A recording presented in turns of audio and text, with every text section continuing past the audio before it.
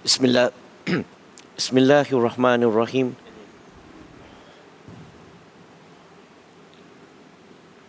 Oh, ini tak boleh buat. Oh.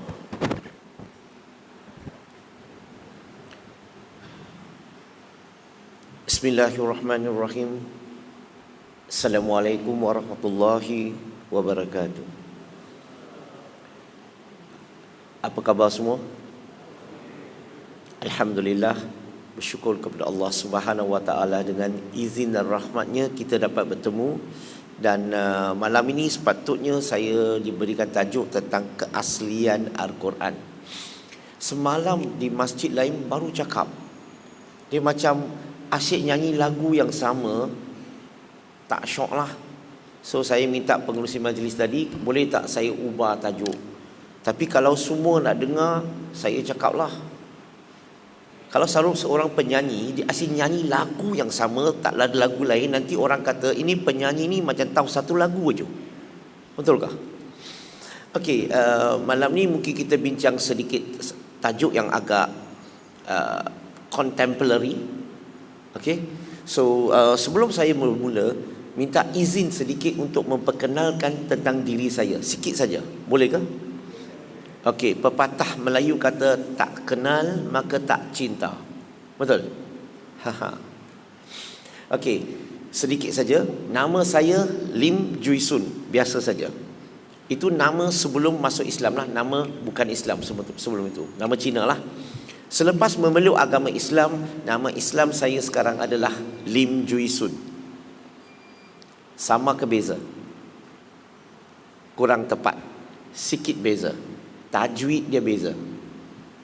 Saya tak tukar nama. Kenapa tak tukar? Sebab ramai di kalangan rakyat Malaysia, termasuk orang Islam, mempunyai kefahaman mengenai nama Islam tu kurang tepat. Ramai ingat nama Arab tu nama Islam. Tak semestinya. Ada orang kata nama Melayu tu nama Islam. Tak semestinya. Tak percaya? Kalau kita bagi nama orang tu nama bodoh, Islamikah? Tak semestinya nama Melayu mah. So, ramai orang keliru atau tak jelas mengenai definisi nama Islam. Okey? So, zaman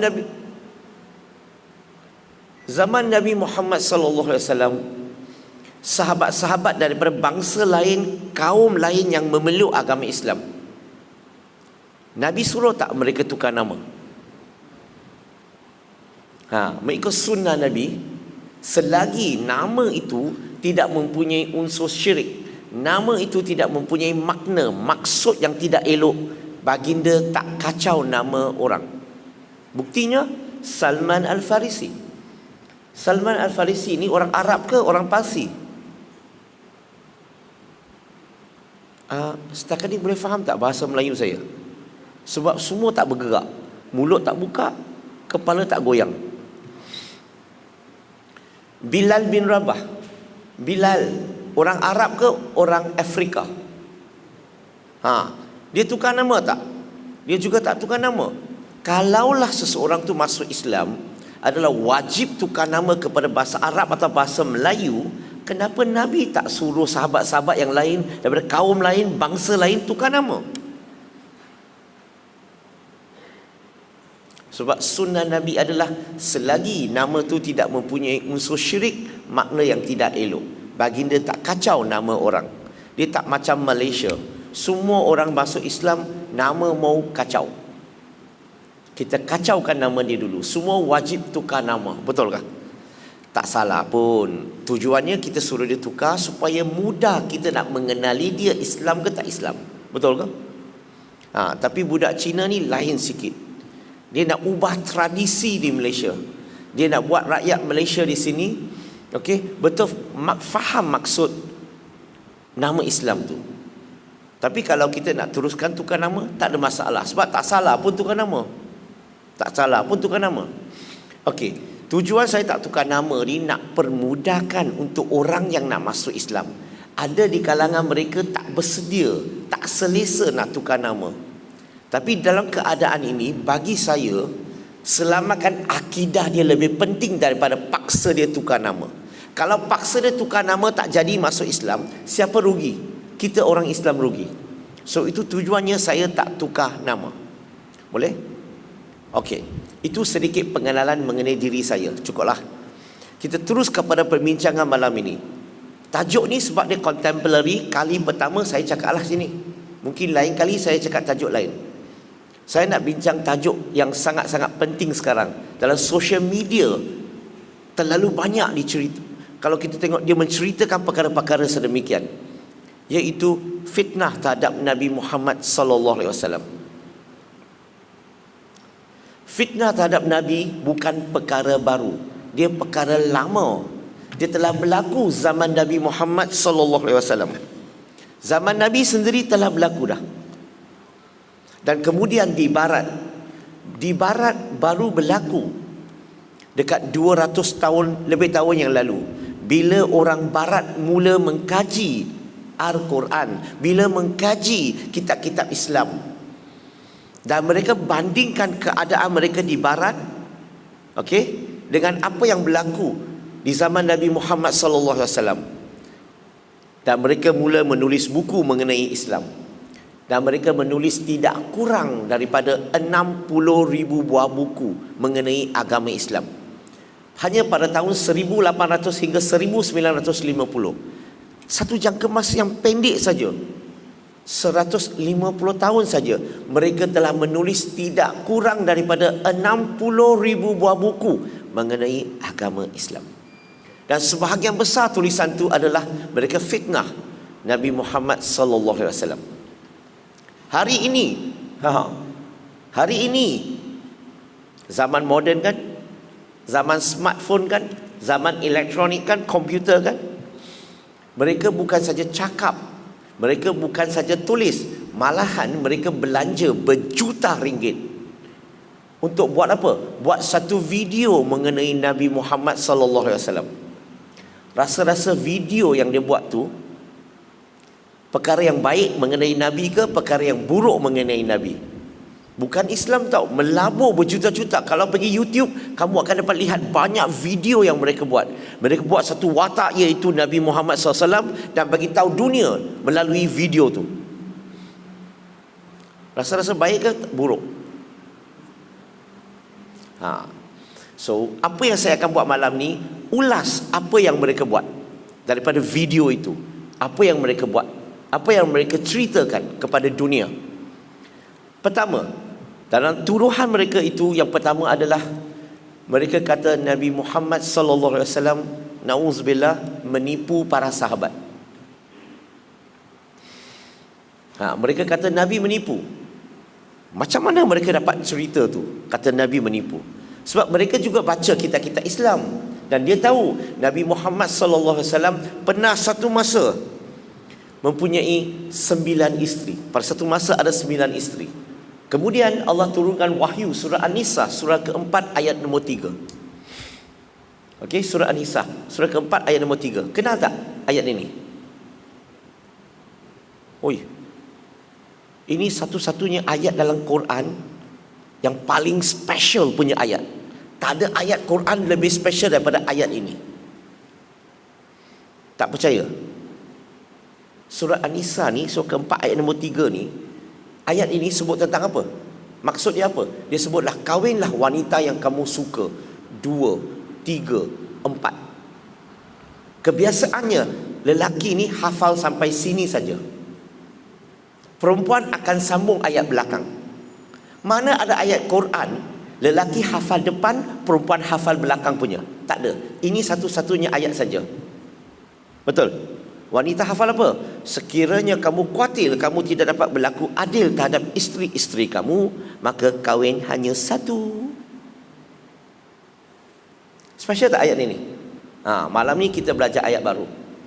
So bila ayat ini diturunkan, kan lelaki mulai saat itu hanya boleh mempunyai 4 isteri pada satu masa sehingga hari kiamat. Dan bila ayat itu diturunkan, Nabi perintahkan para sahabat, siapa-siapa yang ada lebih daripada 4 isteri, lepaskanlah mereka atau ceraikanlah mereka. bererti hanya boleh simpan, hanya boleh kekal 4 isteri saja. Sebab syariat itu 4 isteri. Maka sahabat cerai tak isteri bila Nabi perintahkan mereka buat. Sahabat semua ikut. Siapa yang tak ceraikan isteri? Siapa yang simpan 9 isteri tu? Nabi Muhammad sallallahu alaihi wasallam. Maka mereka tuduh. Tengok, syariat diturunkan maksimum 4. Dia suruh orang cerai, dia sendiri tak cerai. Dia simpan 9. Bukankah dia menipu para sahabat?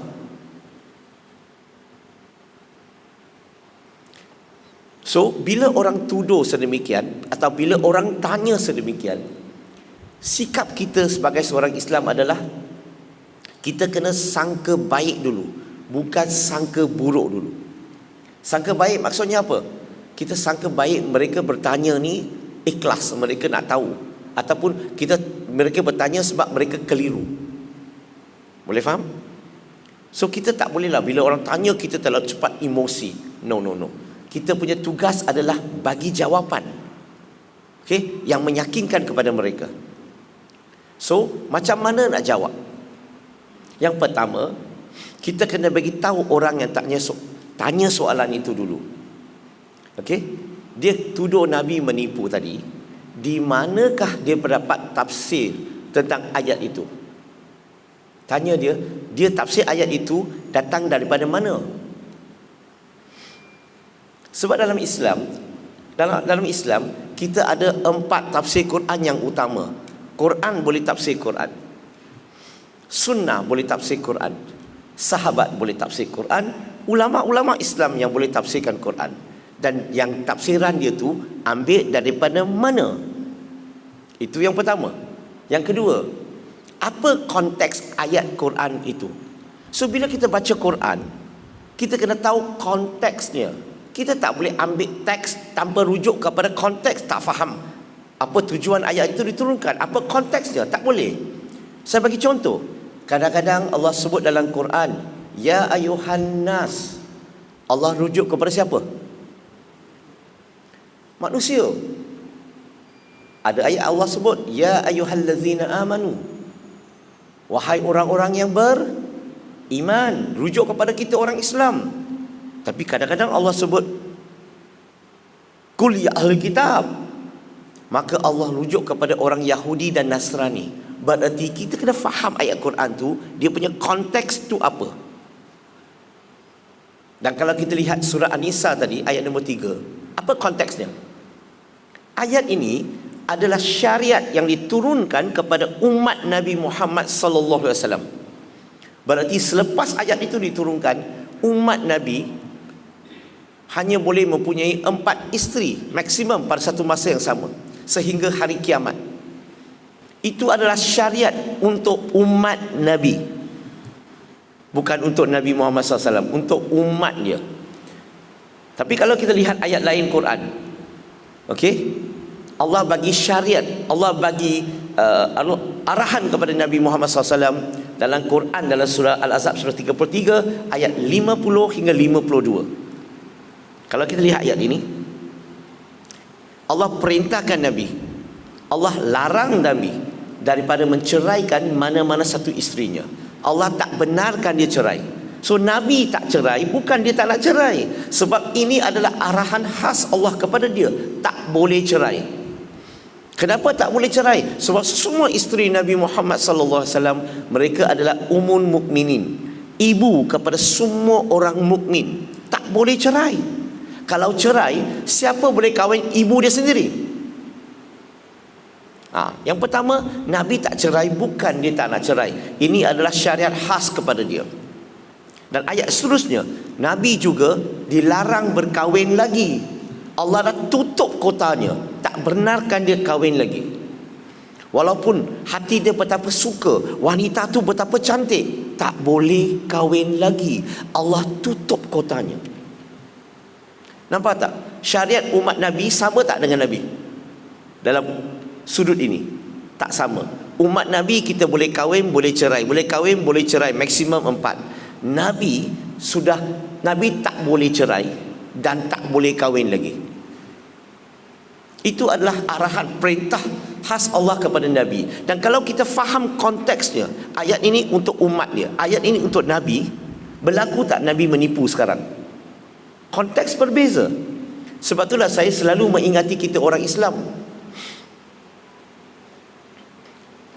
bukan semua perkara kita boleh ikut Nabi. Ada setengah-setengah perkara khusus untuk dia sebagai Nabi, dia sebagai Rasul, yang kita tak boleh ikut. Setuju tak? Kita hanya ikut perintah Nabi. Apa yang Nabi perintahkan kita buat, kita buat.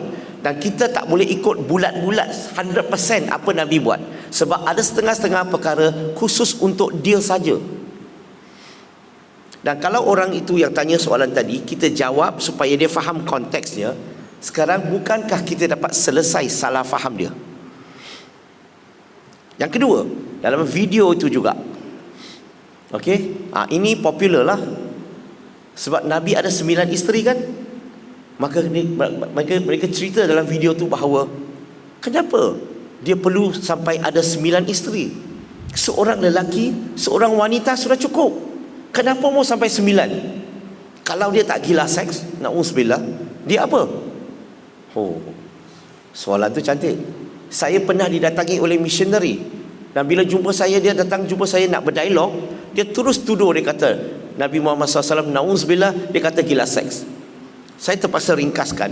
Saya tanya dia, apa maksud gila seks? Saya minta dia tanya doktor. Doktor akan kata apa? Gila seks adalah suatu penyakit. It's an illness. Tak setiap penyakit ni dia mesti ada tanda-tanda penyakit. Dia mesti ada simptom-simptom. Mari kita bincang. Cuba lihat, Nabi ada ke tak ada simptom-simptom tu, tanda-tanda gila seks tu? Sebab setiap penyakit secara umumnya dia mesti ada simptom. Kalau tak ada simptom, macam mana kamu boleh tuduh dia gila seks? So dia pun setuju kita bincang. Maka saya tanya dia, Nabi Muhammad sallallahu alaihi wasallam, dia berumah tangga usia berapa? Usia berapa Nabi berumah tangga? 25, betul? Ini mu'alaf tanya, mukallaf jawab. Faham tak? Mu'alaf lah. So Nabi berumah tangga usia 25, setuju? Dan isteri pertamanya Khadijah radhiyallahu anha, usia berapa pada masa itu? 40. Very good, very good. So saya pun tanya missionary tu, yang tuduh tu lah. Saya tanya dia, kalau orang yang gila seks, dia suka ke kahwin wanita yang tua daripada dia 15 tahun? Dia pun diam. Saya tanya lagi, Nabi Muhammad sallallahu alaihi wasallam, dia bersama dengan Khadijah radhiyallahu anha, mereka monogami. Mereka berdua saja, monogami. Berapa lama? 25 tahun. Berarti pada usia 25 sehinggalah usia 50, dalam hidup Nabi Muhammad sallallahu alaihi wasallam hanya mempunyai seorang wanita. Berarti sampai usia 50 Nabi line clear. Nabi tidak ada tanda-tanda gila seks sampai usia 50. Orang yang gila seks, dia gila semasa muda ke gila semasa tua? Orang sini tak faham Okey, gila semasa kuat ke gila semasa lemah? Faham ke? So, kalau Nabi ada tanda-tanda gila seks, bukankah dia kena semasa dia muda dia kahwin ramai-ramai? Tapi tidak berlaku begitu. Kemudian, kalau kita lihat lagi, Nabi nikah dengan Khadijah radhiyallahu anha. Khadijah berapa kali janda? 2 kali. Orang yang gila seks ni suka dia kahwin wanita yang 2 kali janda. Dan Khadijah meninggal dunia. Dalam hidup Nabi, dekat 2 tahun lebih, 2 tahun lah senang cerita, 2 tahun lebih sikit, dalam hidup Nabi Muhammad sallallahu alaihi wasallam tanpa wanita. Persoalan saya, orang yang gila seks ini boleh tak dia kemarau 2 tahun? Orang sini faham tak bahasa Melayu? Kemarau. Bolehkah gila seks ni tak ada perempuan 2 tahun? Boleh tak orang penagih dada dia ada gila dada tu, dia boleh tak berhenti 2 tahun, lepas tu sambung balik? Ada? Nah, ini membuktikan apa? Ada tak tanda-tanda gila seks? Sampai usia Nabi Muhammad SAW awal 50-an, masih lagi light clear. Dan kemudian Nabi nikahi 2 isterinya, anak perempuan para sahabat, Saidina Abu Bakar dengan Saidina Umar radhiyallahu anhu. Dan selainnya isteri-isteri yang Nabi nikahi, majoritinya adalah janda-janda. Dengar tak saya cakap apa tadi? Majoriti isteri-isteri yang dia nikahi adalah janda-janda. Soalan tu apa? Rujuk kepada perkataan nikah. Orang yang gila seks ni, dia mau nikah ke? Setakat saya baca buku, kaji baca buku, dia kata orang yang gila seks, dia gila apa? You tahu tak? Seks lah. Apa lagi dia gila seks? So dia gila seks, dia bukan gila nikah tau. So orang yang gila seks ni, dia tak nikah, dia suka touch and go. Ada tak? You sini ada pakai touch and go? Orang yang gila seks ni pakai touch and go lah. Bukan you pakai touch and go, itu ini touch and go orang punya perempuan. Tapi Nabi tak touch and go. Nabi nikahi semua isterinya secara sah. Sah dengan Allah, sah dengan masyarakat tanah Arab pada masa itu. Nikahi mereka. Dan Nabi bimbing tak isteri-isteri, anak-anak. Hebat bimbingan Nabi. Tak ada masa panjang, saya terpaksa bagi contoh, satu contoh saja. Salah seorang isteri Nabi yang Nabi bimbing, Nabi didik tu, iaitu Aisyah radhiyallahu anha. Aisyah, Nabi bimbingnya sampai tahap apa? Dia jadi hafizah. Dia menghafal keseluruhan Al-Quran. Persoalan saya, orang gila seks ni ajar tak bini hafal Quran? Saya tak pernah dengar lagi. You pernah dengar? Gila seks tahu baca Quran ke tidak? Itu lain cerita. Betul? Ini ajar isteri hafal keseluruhan Quran. Bukan saja itu, Aisyah radhiyallahu anha juga dilaporkan menghafal begitu banyak hadis dan meriwayatkan tidak kurang daripada 2210 hadis. Dan dia juga jadi penasihat kepada 4 Khalifah Rashidin. Dan dia juga dilaporkan dia mengajar tidak kurang daripada 88 ulama. Kalau ulama tu siapa? Kalau ulama dipanggil profesor, orang yang mengajar profesor panggil apa? Ada perkataan lah. Saya rasa profesor paling tinggi lah. Atau panggil professor of the professor. Betul? Bukan saja itu, dia jadi penasihat. Selain pada jadi bukan saja itu, dia pakar dalam perubatan. Sebab dia hafal sebahagian besar cara-cara Nabi mengubat para sahabat. Dia hafal formula dia. Maksudnya dia mahir dalam perubatan Islam. Bukan saja itu, dia mahir dalam pakar dalam matematik. Apa maksud matematik? Dia salah seorang rujukan kepada para sahabat mengenai pembahagian harta pusaka. Kalau orang yang tak mahir matematik, tak mungkin kamu boleh jadi penasihat pembahagian harta pusaka. Mungkin dalam dewan ini ada tak siapa-siapa yang mahir dalam bidang ni? Okey, saya tahu semua mahir tapi merendah diri. Betul? Nampak? So, adakah ini kerja-kerja orang gila seks?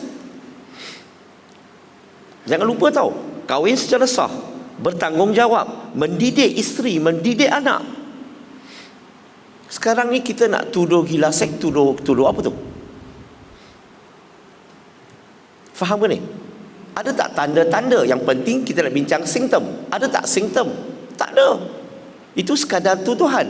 So bila saya terangkan step by step, okay, mereka ni, dia nak tuduh, dia tak tahu macam mana nak tuduh. Salah kawan saya seorang tu, dia kata apa? Dia kata aku tak peduli. Maksudnya ada setengah-setengah orang bila dia tanya atau dia tuduh, dia langsung tak ada niat nak dengar jawapan. Dia tak pedulilah jawapan you menyakitkan ke tidak, dia hanya nak tuduh. Tapi tak kisahlah, tugas saya ni bukan beri hidayah. Tugas saya ni untuk menjawab, mengulas, untuk buat you faham. Mungkin hari ini dia tak terima, mungkin beberapa bulan, beberapa tahun kemudian dia mula boleh terima. So jangan ingat hari ini kita terangkan dia boleh terima terus. perlukan masa. Dan saya cakap dengan dia, Nabi Muhammad sallallahu alaihi wasallam ada 9 isteri, you kata dia gila seks. Tapi dalam kitab agama dia, ni Christian missionary, dalam kitab Kristian, the Holy Bible, dia mempunyai seorang nabi yang sangat hebat. Namanya dipanggil Daud atau Daud alaihissalam. Dalam kitab dia sebut apa? Dia ada 99 isteri.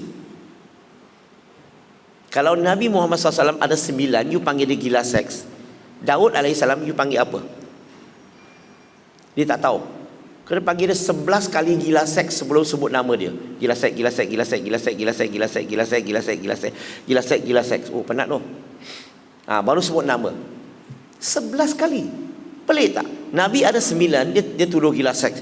Nabi dia ada 99, dia tak tuduh gila seks. Ultra gila seks atau super gila seks, tak tuduh. Dalam kitab dia juga ada satu lagi nabi, lagi power. Nama dia Solomon atau Sulaiman alaihissalam. Dalam Bible sebut dia ada 700 isteri. 700 isteri, 300 gondet. Gabung sekali 1000 isteri. Saya tanya dia, you panggil dia apa? Dia diam. Mana boleh diam? Dia tak tahu. Saya kena ajar dia. You kena pasang CD. Tahu pasang CD tak? Lepas tu CD tu sangkut. Gila. Sampai time you kata seks. Tak jujur. Kalau dia jujur, dia panggil Nabi gila seks, dia akan panggil Nabi-Nabi dalam kitab dia apa? Boleh faham tak? Maksudnya apa? Sebab itulah saya selalu cakap, tugas kita ni sampaikan saja dengan cara hikmah, bukan gaduh-gaduh, cara elok-elok. Dan saya cakap dengan dia, walaupun saya bukan Kristian, saya ni Islam. Saya cakap dengan dia, saya tetap tak percaya Daud alaihissalam, Sulaiman alaihissalam dalam kitab dia yang ada ramai isteri. Saya tak percaya mereka gila seks. Mereka ada ramai isteri sebab syariat zaman mereka, lelaki boleh kahwin seberapa ramai wanita yang dia suka, yang tak ada limit, dipanggil infinity. Hanya umat Nabi Muhammad sallallahu alaihi wasallam Allah letak had kepada poligami, maksimum 4. Nah, macam inilah saya akan ulas bila orang tuduh. Salah satu yang paling orang kata, mana-mana saya pergi, kalau depan non-Muslim, soalan ini mesti keluar. Dulu-dulu hanya pengkaji saja yang akan tanya. Hari ini orang biasa pun sudah tahu. Dan soalan ini, mereka tuduh Nabi Muhammad SAW pedofil atau pedofil. Maksudnya orang tua suka kepada kanak-kanak. Yang best kali itu, soalan ini hanya wujud dalam pasaran tak sampai 300 tahun baru-baru ini. Maksudnya, zaman Nabi Muhammad SAW lebih kurang 1100 tahun perkara ini telah berlaku, tak pernah jadi isu. Dia hanya berlaku 300 tahun yang lalu sampai hari ini. 300 tahun ya? Berarti cerita ini cerita baru. Selama ini tak pernah jadi isu. Itu point. So bila orang tuduh, apa seharus kita buat? Dia tuduh Nabi Muhammad SAW pedofil atau pedofil. Nah, saya nak bagi tahu dulu, tuduhan mereka ni berasas atau tak berasas? Sebab mereka baca dalam Sahih Bukhari. Sahih Bukhari. Dia sebut apa? Nabi nikahi Aisyah radhiyallahu anha pada usia berapa? 6 tahun dalam Sahih Bukhari. Maka mereka, laki tua, awal 50-an kahwin dengan wanita 6 tahun. Apa dalam otak mereka?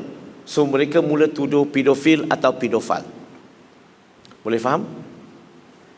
Now, untuk menjawab soalan ini, dia ada satu syarat. Kita kena cakap dengan orang yang tanya dulu. Syaratnya apa? Tak boleh bandingkan apa yang berlaku 1400 tahun yang lalu dengan keadaan sekarang. Tak boleh. Tak boleh ambil apa yang berlaku dulu dan dinilai mengikut keadaan kita sekarang. Tak boleh. Kenapa tak boleh? Sebab dulu lain, sekarang lain. Dulu bujang, sekarang kahwin. Betul? Tak boleh banding. Kenapa? Saya nak bagi tahu sebab yang utama. Sebab dulu-dulu Sebelum satu komuniti merdeka jadi sebuah negara, perkahwinan ini di atas bau mak bapak dia. Berarti mak bapak buat keputusan, maka sah diterima oleh masyarakat. Boleh faham? Bila sesebuah komuniti sudah merdeka, maka dia ada undang-undang negara yang ditentukan oleh kerajaan. Dia letak satu usia, standard usia untuk panduan untuk rakyat di situ. Okey? Boleh faham? So, dulu mak bapak buat keputusan, sekarang kerajaan buat keputusan.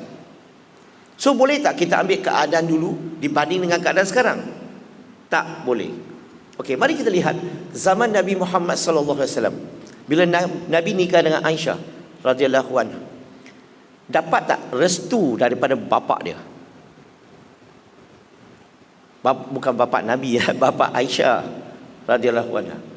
Siapa bapa Aisyah tu? Sayyidina Abu Bakar radhiyallahu anhu. Betul? Dapat tak restu? Dapat. Sebenarnya kalau bapa dah restu, cerita tu sudah habis. Sepatutnya. Tapi bagi non-Muslim tak cukup. Kita sambung. Pertama, keluarga dia sudah terima dah. Betul tak? Okey, dia dah dapat restu daripada keluarga. Yang kedua, masyarakat Arab ni ada tak mereka bantah? Ada tak mereka komplain? Ada ke tak ada? Tak ada. Yang ketiga, jangan lupa Nabi ada banyak musuh yang tak suka kepada Nabi. Betul? Suka fitnah Nabi. Betul? Musuh-musuh tu ada ambil peluang tak untuk politikkan isu itu, untuk menjatuhkan Nabi? Ada. Untuk memburuk-burukkan Nabi? Ada. Musuh pun tak cakap apa-apa. Saya ulang sekali lagi, keluarga dia tak ada masalah, masyarakat Arab tak ada masalah dengan perkahwinan Nabi itu. Musuh pun tak ada masalah. Lu apa masalah? What is your problem?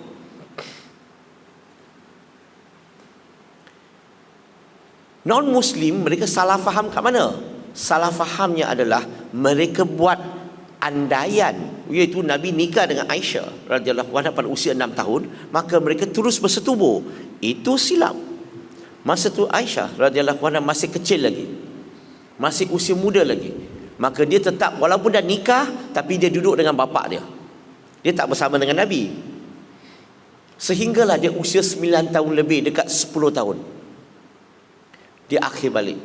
Nabi datang tanya kepada dia, adakah kamu bersedia nak duduk bersama? Nabi kata, kalau belum bersedia, no problem. Bila saya kata no problem ni, saya tak kata Nabi cakap orang putih tau. Okey, saya cakap Melayu. Kalau Nabi kata, kalau belum bersedia, tak ada masalah, teruskanlah duduk dengan bapa kamu sehinggalah kamu bersedia. Dan kemudian Aisyah radhiyallahu anha kata dia sudah bersedia, barulah Nabi jemput dia pulang. Sebenarnya pernikahan Nabi Muhammad sallallahu alaihi wasallam dengan Aisyah radhiyallahu anha memberi satu pengajaran yang sangat besar kepada manusia sehingga hari kiamat. Apa pengajaran itu? What is the lessons? Apa pengajaran itu? Usia berapakah wanita sesuai berumah tangga atau bersetubuh? Apa syaratnya? Siapa tahu dalam Islam? Akhir balik. Itu syarat pertama. Syarat kedua tu apa? Mentally, physically bersedia. Kenapa bila dia akhir balik Nabi tak jemput dia pulang terus? Nabi tanya dia bersedia ke tidak. Nabi bagi masa supaya nak tunggu dia, mental dia bersedia, fizikal dia bersedia, baru Nabi jemput dia pulang. Bukan semua wanita ataupun anak kita yang akhir balik dia terus badannya bersedia ataupun pemikiran dia bersedia. Bukan semua. Ramai yang tak bersedia pun. Tahu tak kenapa saya tahu? Sebab saya ada beberapa anak wanita yang saya tahu. Boleh faham? Mungkin kakak-kakak kat belakang tu boleh jadi saksi pun. Bukan semua wanita akhir balik dia bersedia. Betul? Maka bila dia dah bersedia, Nabi jemput dia pulang. Bukan jemput dia pulang sebagai kanak-kanak. Nabi jemput dia pulang sebagai wanita. Sebab akhir balik mentally, physically bersedia. Jangan lupa, Nabi Muhammad sallallahu alaihi wasallam kemudian nikahi tak ramai isteri-isterinya yang janda-janda. Maksudnya Aisyah radhiyallahu anha dibimbing oleh isteri-isteri Nabi yang lain yang lebih tua, yang lebih berpengalaman. Maksudnya she is guided. Tapi bila kita bagi keterangan macam ni, mereka tetap tuduh pedofil, masih tetap tuduh. So saya cakap dengan begini, mari kita bincang. Sekiranya kalau berlaku hubungan, na'udzubillah, sekiranya, apa akan berlaku kepada kanak-kanak tu kalau kanak-kanak dilayani oleh lelaki yang usia 50-an? Rasa-rasa? Nak tanya doktor pakar tak? Dia akan kata apa? Dia akan confuse, trauma. Faham tak? Tapi kalau kita lihat yang saya sebut tadi tentang Aisyah radhiyallahu anha, tak nampak ada simptom pun, sebab pemikirannya begitu cergas sekali, begitu hebat sekali, hafal Quran, keseluruhan Quran, meriwayatkan 2210 hadis. Okey, menjadi penasihat kepada 4 khalifah Rashidin, melatih 88 ulama, pakar dalam perubatan, pakar dalam matematik. Macam mana kamu nak kata dia pernah dilayani oleh lelaki? Itu tuduhan. Ada pula kata, okey, kenapa dia tak laporkan? Kenapa dia tak bagi tahu dunia? Boleh faham? Dia tanya, kenapa dia tak bagi tahu? Mungkin orang kata semasa Nabi Muhammad sallallahu alaihi wasallam dia masih hidup, dia takutlah sebab dia pemerintah pada masa itu. Dia Rasulullah sallallahu alaihi wasallam. Kalau dia bagi tahu manusia, apa akan berlaku? Mungkin nyawa dia dalam keadaan bahaya. Tapi jangan lupa, bila Nabi sudah wafat, Aisyah radhiyallahu anha beritahu tak dunia? Jangan lupa, bapa dia adalah khalifah yang pertama. Betul tak? Masa tu bapa dia Perdana Menteri atau Presiden. Budaya di sini sambung ke berhenti? Sambung. Okey. So, dia boleh bagi tahu dunia tak? Bila bapa dia jadi Perdana Menteri, jadi Presiden dah, siapa berani kacau anak perempuan dia? Aisyah beritahu tak dunia? Dia beritahu dunia. Kan dia meriwayatkan 2210 hadis. Dia menceritakan tentang siapa? Nabi Muhammad SAW, personalitinya, siapa dia yang sebenar. Dan kalau kita lihat yang dia ceritakan, dia cerita apa? Macam mana Nabi panggil dia? Panggilan Nabi panggil Aisyah radhiyallahu anha, macam panggilannya. Apa nama? Panggil nama dia ke? Atau ada nama lain? Biasa dengar tak Humairah? Mana? Pernah dengar lagi tak yang lagi kerap Nabi panggil dia? Aish. Itu cara manja. Dia tak macam Melayu. Wah, ni racist ni cakap Melayu ni. Dia tak macam Melayu. Masih ingat lagi tak mula-mula kamu baru kahwin? Percaya kata saya, Melayu ni tak ada skrip lainnya. Dia satu skrip aja. Ahad, hadis ahad. Satu skrip aja. Apa maksud satu skrip? Suami panggil isteri sayang, isteri panggil suami abang. Itu skrip Melayu standard. Selepas 2 tahun kahwin, suami panggil isteri sah, tak ada lagi. Yang aja, dia buang sah. Dia sayang suap kurang. Isteri panggil suami, tak panggil abang lagi, dia bang terus. Betul? Ya. Selepas 5 tahun kahwin sah hilang, yang pun hilang. Oi, dah masak ke belum? Tapi Nabi Muhammad sallallahu alaihi wasallam panggil Aisyah radhiyallahu anha dengan panggilan manja, sehingga Nabi wafat. Maksudnya apa? Hubungan Nabi Muhammad SAW dengan Aisyah begitu rapat, begitu kasih sayang, begitu romantik. Nabi Muhammad SAW semasa hidup seringkali ada lumba lari dengan Aisyah. Semasa dia muda, Nabi menang. Kadang-kadang Nabi kalah. Usia lebih tua kalah. Kadang-kadang Nabi sengaja kalah. Okeylah, abang-abang di sini, kamu dah kahwin lama kan? Siapalah masih lagi berlumba lari dengan isterinya? Angkat tangan. Oi, kamu semua ni kurang sayang isteri Lumba.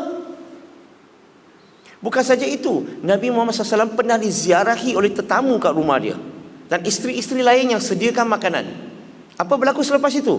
Bila Aisyah radhiyallahu anha pulang ke rumah, alamak, dia terasa. Sebab apa? Dia tak terlibat dalam menyediakan makanan.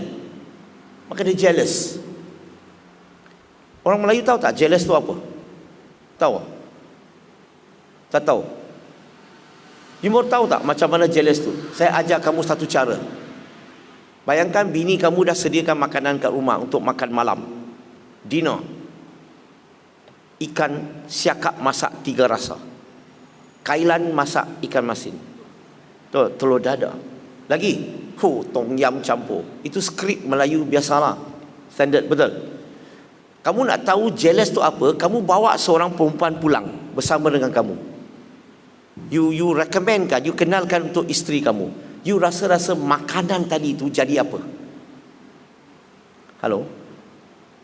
Kamu dapat makan tak makanan tadi tu? Cubalah. Saya pun tak tahu apa akan berlaku. Satu lagi, Nabi Muhammad SAW pernah bawa Aisyah pergi ke pekan, pergi ke bandar. Ada program. Dan dilaporkan Nabi pernah dokong Aisyah. Dokong ni ada beberapa interpretasi. Salah satu interpretasi adalah letak Aisyah di atas bahunya, duduk, supaya dia dapat melihat program itu. Okey, abang-abang di sini, tua daripada saya punya, sudah kahwin lama. Pernah tak kamu dokong isteri kamu? Kalau tak pernah, balik rumah terus try. Halo? Try kat rumah dulu. Bila sudah okey, kita bawa dokong isteri pergi ke bandar. Okey, macam kita ikut sunnah Nabi. Macam, oi, apa pasal? You malu kah? Sunnah Nabi mah. Poin saya nak sebut di sini adalah menunjukkan apa? Hubungan Nabi dengan Aisyah radhiyallahu anha begitu rapat, begitu kasih sayang, begitu romantik. Nak tuduh pedofil itu sekadar tuduhan tanpa asas sama sekali. Sambung. Berapa banyak masa lagi saya ada? Penganjur, boleh cakap lagi berapa lama ataupun kena berhenti? Boleh tahan? Boleh ya? Okey. Sebab besok tak kerja kan? Esok tak kerja. Okey. Sambung.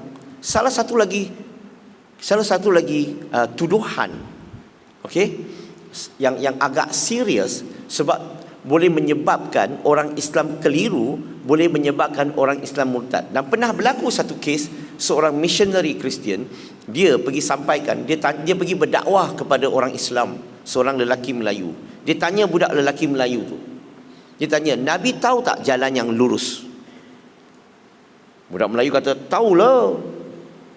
Christian missionary tanya balik, kalau dia tahu jalan yang lurus, kenapa tiap-tiap kali solat dia baca apa? Ihdinas siratal mustaqim. Betul? Dia minta Allah apa? Tunjukkan kami jalan yang lurus, tunjukkan kami jalan yang benar. Betul? Solat subuh kan Nabi dah minta, Zuhur minta, Asar minta, Maghrib minta, Isyak minta. Daripada solat pertama sehingga solat terakhir sebelum Nabi wafat, Nabi minta tak? Minta. Berarti Nabi tahu tak jalan yang lurus? Dia tanya budak Melayu tu. Terkejut budak Melayu tu. Itu menunjukkan dia tak tahu. Dia beza dengan Jesus Christ. Nabi Isa alaihissalam dalam kitab Kristian, Gospel of John chapter number 14 verse number 6, dia kata, I am the way, the truth and the life. No man can come unto the Father but by me. Dia kata Nabi Isa alaihissalam, he know the way. Tapi Nabi Muhammad SAW tak tahu the way, tak tahu jalan yang lurus. Maka dia tanya budak Melayu tu, mana satu Nabi yang benar, mana satu Nabi yang palsu? Terkejut beruk budak Melayu tu. Cepat-cepat dia ambil soalan tu, pergi cari ustaz dia. Dia tanya ustaz dia. Alhamdulillah, ustaz dia pun tak tahu jawapan. Ustaz tak tahu jawapan, tak apa. Ustaz marah dia lagi. Banyak tanya, iman lemah. Lagi budak Melayu tambah keliru. Ingat Islam ada jawapan, ingat ustaz ada jawapan. Dahlah tak ada jawapan, marah orang lagi. Maka budak itulah kemudiannya termakan kata-kata missionary itu, Nabi Muhammad SAW adalah Nabi yang palsu. Sebab itulah dia tak tahu jalan yang lurus. Maka dia murtad lelaki Melayu tu. Dia masuk Kristian. Dan sekarang ni dia jadi missionary Kristian di Sabah dan Sarawak.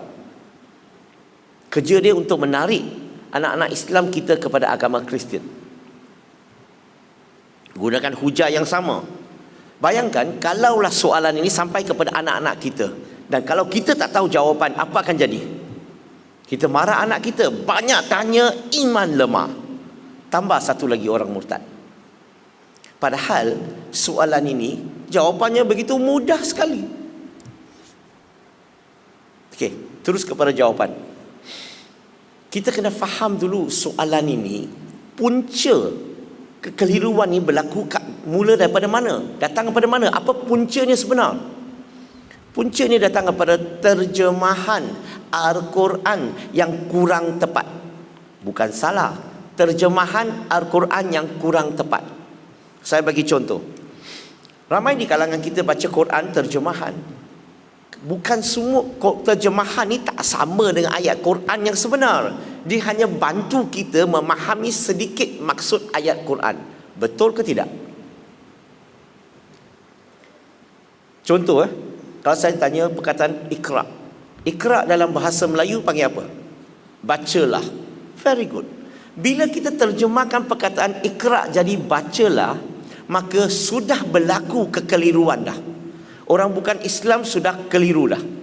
Sebab dalam surah Al-Ankabut, surah ke-29 ayat 48, dia sebut Nabi Muhammad SAW adalah seorang ummi. Nabi tak tahu baca, tak tahu tulis. Betul ke salah? Ayat ini cakap tak tahu baca, tak tahu tulis. Ayat ini lu punya Tuhan suruh dia bacalah, Iqra. Cakap betul-betul. Dia tahu baca ke tak tahu baca? Nampak tak? Sebab terjemahan. Iqra sendiri sebenarnya sekurang-kurangnya ada 3 maksud. Bacalah, mengulangi ataupun sampaikan. Maka tak salah Iqra diterjemahkan sebagai bacalah, tapi syaratnya kena bracket. Bracket letak mengulangi, sampaikan. Kalau tak percaya, contoh. Jibril alaihissalam sampai wahyu kepada Nabi, okey? Sampai wahyu kepada Nabi Muhammad sallallahu alaihi wasallam, dia bawa Quran yang besar ke Quran yang kecil suruh Nabi baca? Ada Quran tak? Jibril bawa Quran tak fizikal? Tak ada. Jibril alaihissalam hanya sampaikan wahyu kepada Nabi. Dia suruh Nabi Iqra di sini, ulang balik.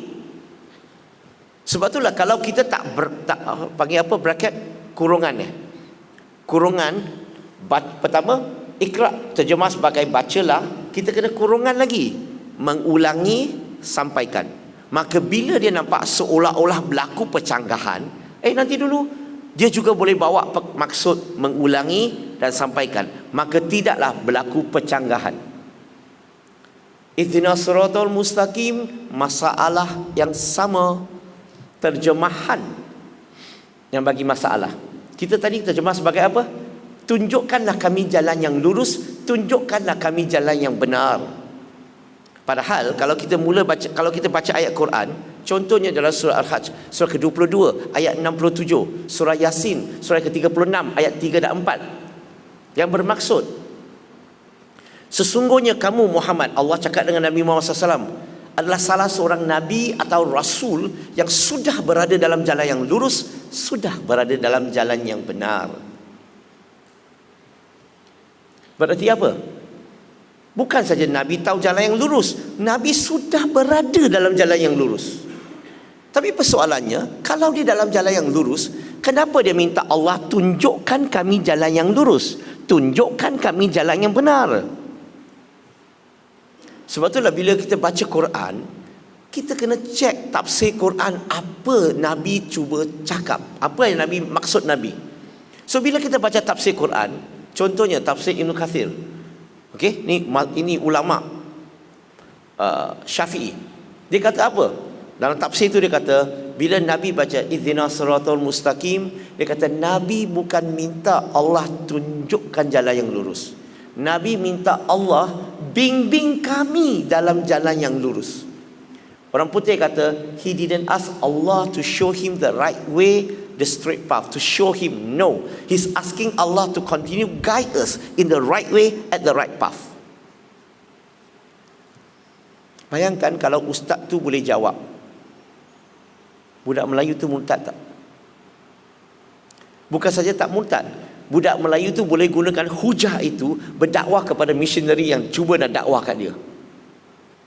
Sebab itulah saya kata, sebab muslimin-muslimat yang dirahmati Allah, kalau anak-anak kita tanya soalan, kalau kita tak tahu, janganlah marah anak-anak kita.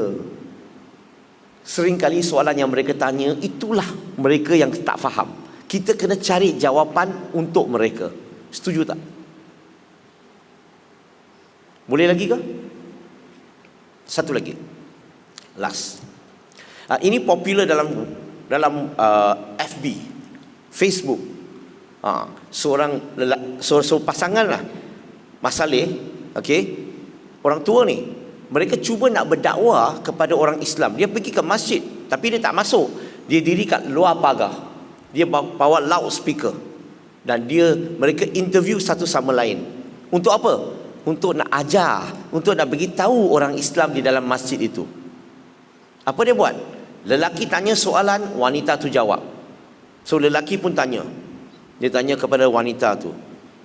Dia kata, Muhammad, his name mentioned in the Quran how many times? Berarti nama Muhammad sallallahu alaihi wasallam disebut dalam Quran berapa kali? Perempuan jawab 4 times. 4 kali. Tambah Ahmad sekali 5 times. Dia jawab begitu.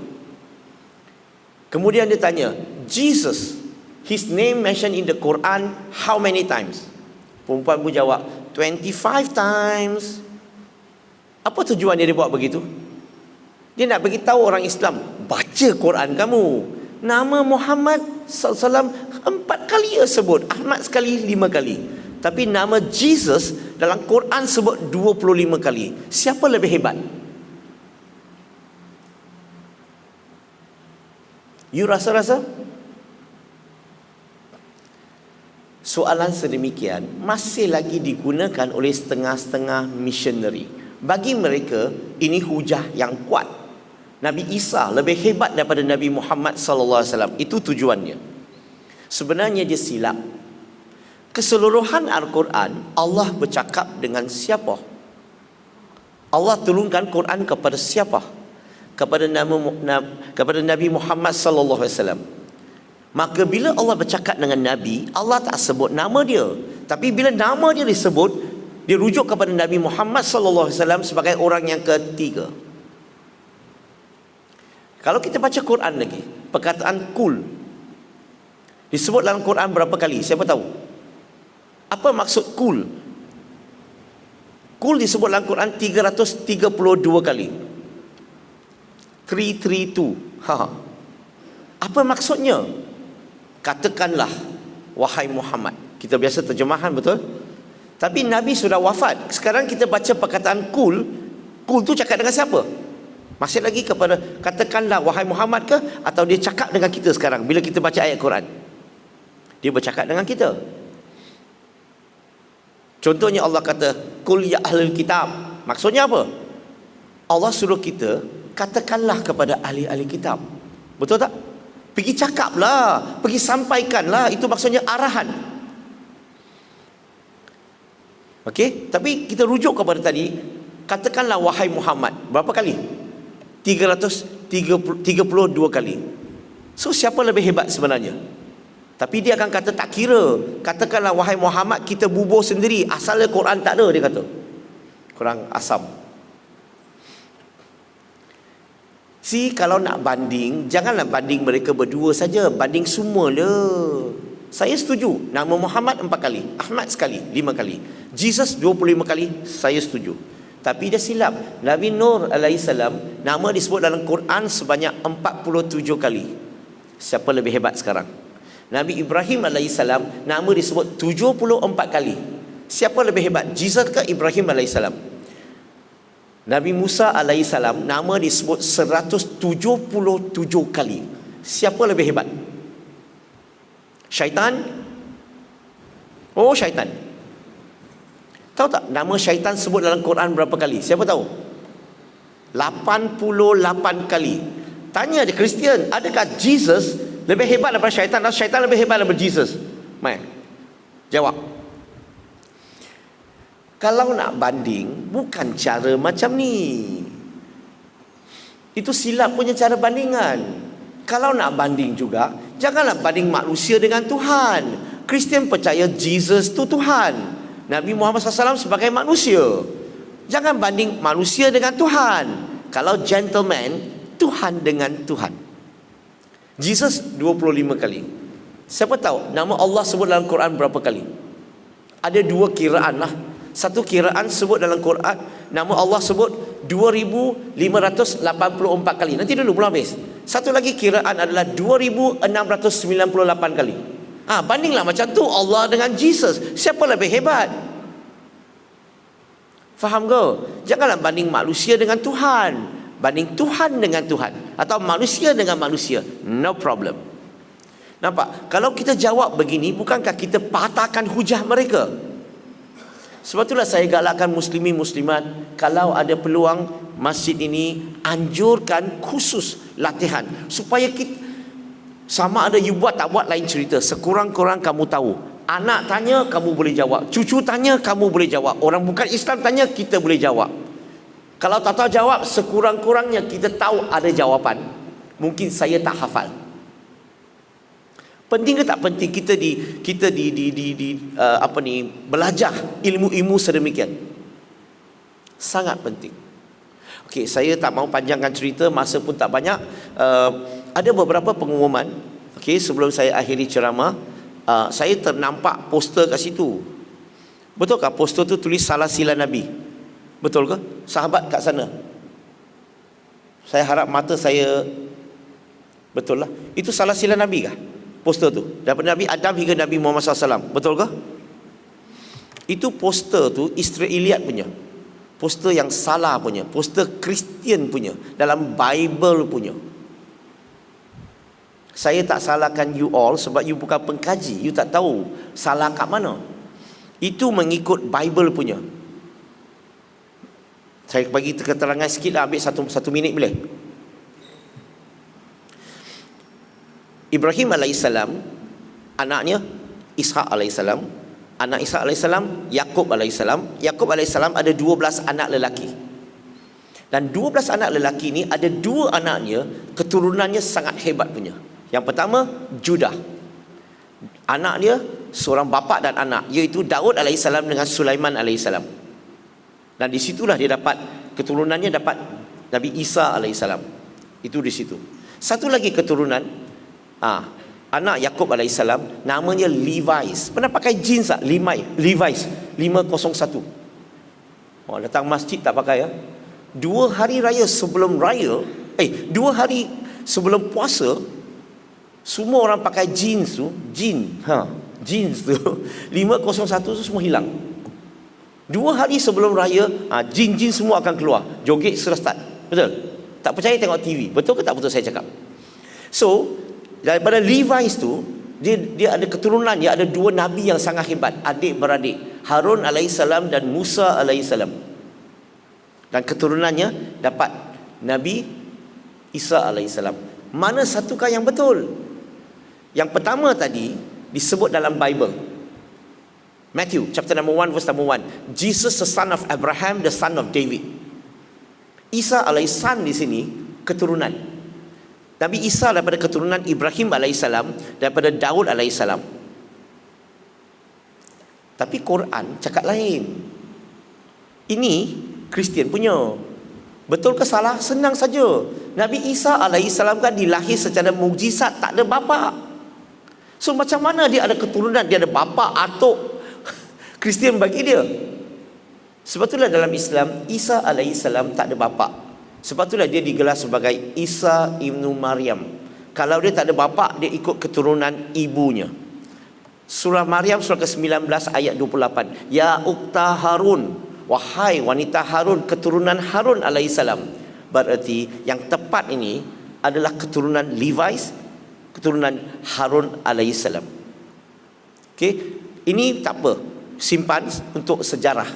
Pergi ke masjid negara. Mungkin saya cuba lain kali saya pergi, saya ambil banyak-banyak, saya edarkan bagi semua masjid di sini.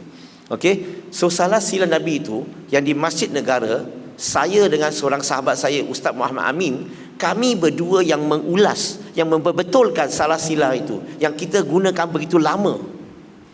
Okey, tak boleh cerita panjang dah. Siapa-siapa yang minat nak baca tulisan saya, terutamanya buku terbaru ni, iaitu terjemahan buku ni ialah 40 hikmah akhlak Nabi Muhammad SAW. Sangat bagus tentang akhlak Nabi yang terbaik, manusia yang paling sempurna. Dan buku ni sangat sesuai diberikan kepada non-Muslim.